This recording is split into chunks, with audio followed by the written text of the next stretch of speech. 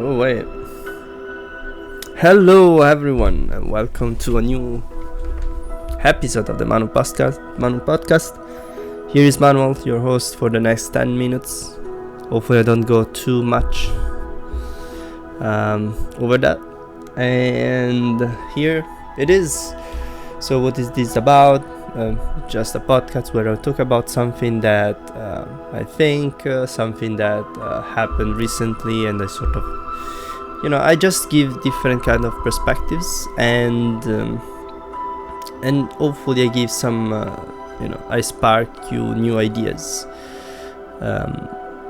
So here, every time I come up with a different kind of argument that I start talking about, and I just go over it in a way or in another. And this time, every time I come out with something new, this time I want to talk about a book that I just finished reading, and so that's kind of event by itself. I'm not a very good reader. It takes me ages to go through things, but step by step I managed to do so. And this time I have, and actually the other day I finished this book. You might be surprised by the name of it, but here it is. It's called, well, damn it, I'm using my reader, but it doesn't want to do what I want. It's called How to Win Friends and Influence People by Dale Carnegie.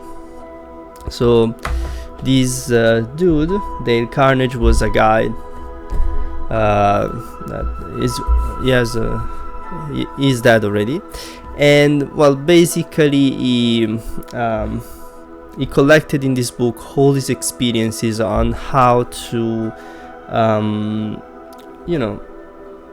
he says to win friends and influence people, but you can also look at it as a way of basically integrate better yourself in your society or in society in general. So it's very interesting because this book basically doesn't really give you rules.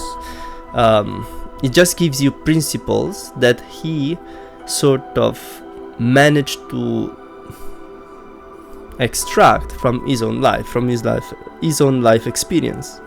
And I think there is like a small introduction of his life. This person was not really someone specific. It's basically someone that had a very hard life at the beginning and then sort of figure out how to get over it in some ways, which is kind of inspirational. And while he was doing that, he noticed things that were working well and things which were not working well, in particular in dealing with people. And then at some point he wrote this book. So now I would like to mention that this book is probably, so it was published in 1937. So some of the things that are written, they have to be contextualized to what was, how it was at that time. In particular, when you read things about men and women, 90% of the people that were in entrepreneurs roles were men. Basically, there are not that many women written down in this book. But these same concepts do not only apply with men. It's for both sides. It's just generally for a person. And so now the book is divided in 4 main parts. And the first one, it's called Fundamental Techniques in Handling People. So whatever is the situation, not business, and there are maybe you want to avoid arguments and things like this. So that would be the sections. Then there is ways to make people like you. So once you dealt with them, you want to start having or triggering them some sort of very nice feelings towards you. So you have to be definitely, if you think about it, you just have to be sympathetic to their situation, so to what they're talking about. Then part 3 will be how to win people to your way of thinking. So they like you, you dealt with them, with their arguments, now they like you, and now it's time to sort of see, it's very well phrased, by the way, how to win people to your way of thinking. And then the fourth one, how to change people without giving offense. And I think that's it. So the last one in particular, it's actually connected to leadership roles. In fact, there is a lot of leadership things, and so what's so special about this book? It gives you a very interesting perspective that this is not like magic. You can actually, by the type of words, what you're talking about, you can sort of not really influence them. I think influence is indirectly coming out as a result. You can sort of follow the flow of a person, and from there, once you're inside the flow, it's much easier not to direct it where you want, but actually slightly moving towards something that you can agree together. So it's not about basically forcing people to do what they don't want to do. It's basically the opposite of that. You want, first of all, create a point of contact with the person, and then sort of enter this person's perspective most of the times. Then you sort of telling them, oh, so that's your perspective, but think about my perspective. And the thing is that since people are more lookalike than what they think they are, it's very easy to make them understand, what's convenient for you might be something that I am proposing. Or maybe there is this alternative point of views which can help both of us. And you are sympathetic to me. I am sympathetic to you. Actually, I'm sympathetic to you, and therefore you are sympathetic to me. Which is very interesting. That's actually what happens. And so then you can sort of convince them to a little bit more easily to do or take an approach which is a little bit closer to what you think, to what you want. So that's basically what happens.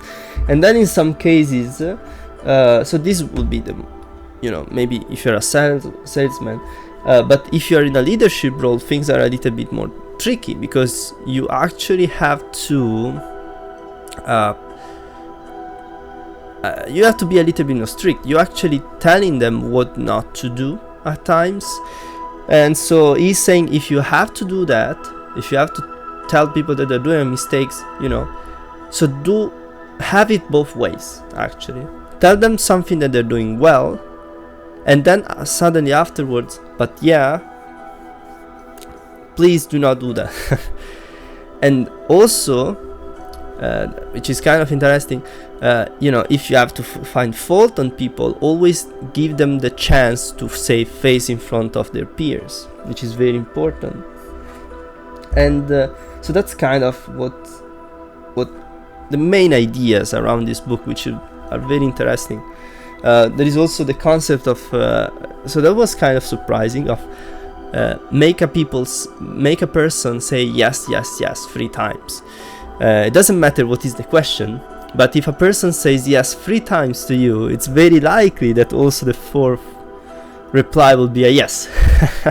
Which is, I understand the thing, that it's because sometimes people get so much into their defensive mode of, no, I have to be against this person in front of me, so I have to say no. Everything he says, I'm gonna say no. So what you do is actually the opposite. Is actually creating a situation. If you have to interact with a person which is very difficult to deal with, you start very slowly with things that it's impossible for them to say no. Like, oh, it's a nice weather, isn't it? And they say yes. So we... Oh, shit. Give me a second. I'm back, sorry, an ad just started. But yeah, that's very interesting. So say yes, yes, yes. You start with very simple questions which no one would ever say no, except they're just... it doesn't happen.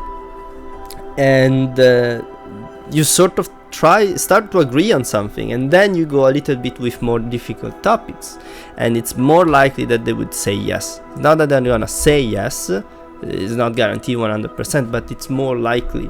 And having that likelihood just makes things much better for you. You don't want to eat the target every time, you want to eat it more often than others, and that gives you just success and a little bit more influence somehow. That I think winning friends and like winning friends is kind of weird to say too, and influence, that's weird.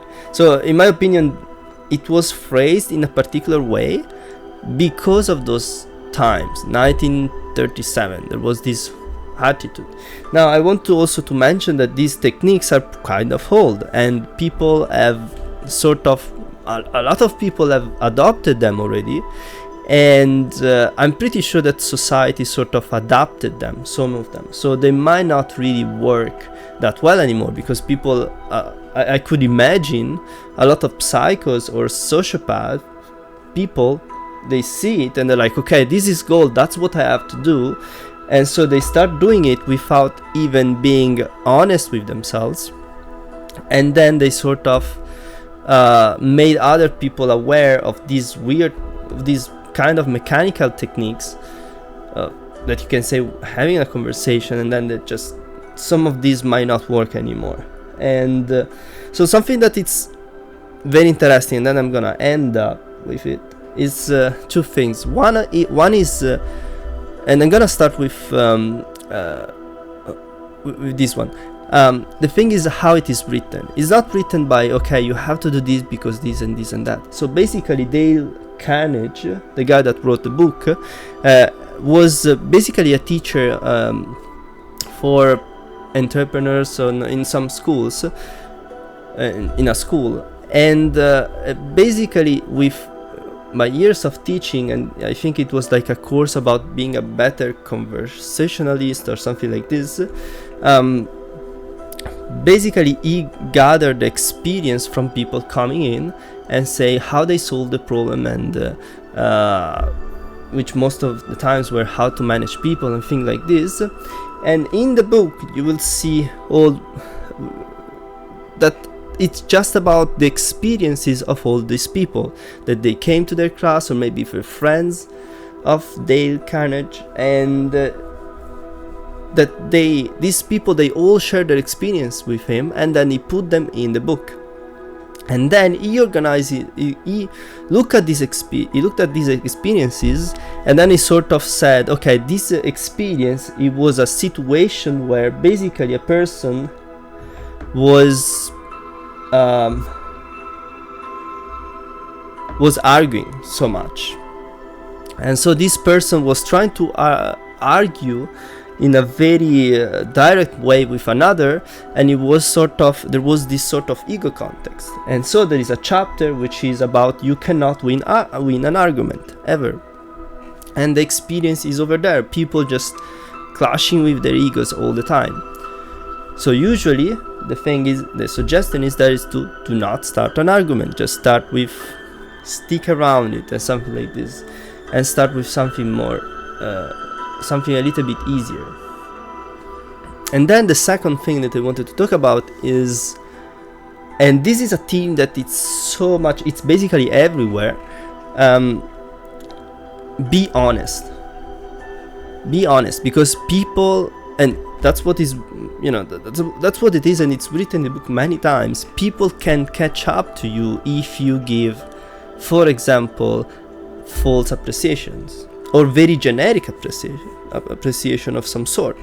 If you look at a person, or maybe the manager and the employee, and the manager says, your work was great, congratulations, that's it, then the employee immediately understands that, yeah, that's bullshit, it just said it because, I don't know, it feels that it is working out. But if instead the manager says, you know, that job that you did, I was really impressed by the documentation that you brought about it, that sort of appreciation, it's felt way more by the employee, and it's perceived as, and it is honest, because you had to look at it in order to be able to understand it. So it's honest and also very detailed. The detail of the appreciation is also very important. And yeah, so this book literally opened up a way of thinking of some situations which have been different compared to the past. And so the thing is that I'm already actively using them, and I'm very curious to see what happens next. And I'm also suggesting the book to you, so I'm gonna repeat what it is, and it's called How to Win Friends and Influence People by Dale Carnegie. And it's a very nice book. Just remember when it was written, and yeah, a lot of experience in this stuff. So thanks you so much for listening to me, and I hope that, you know, I made you think about something. See you soon.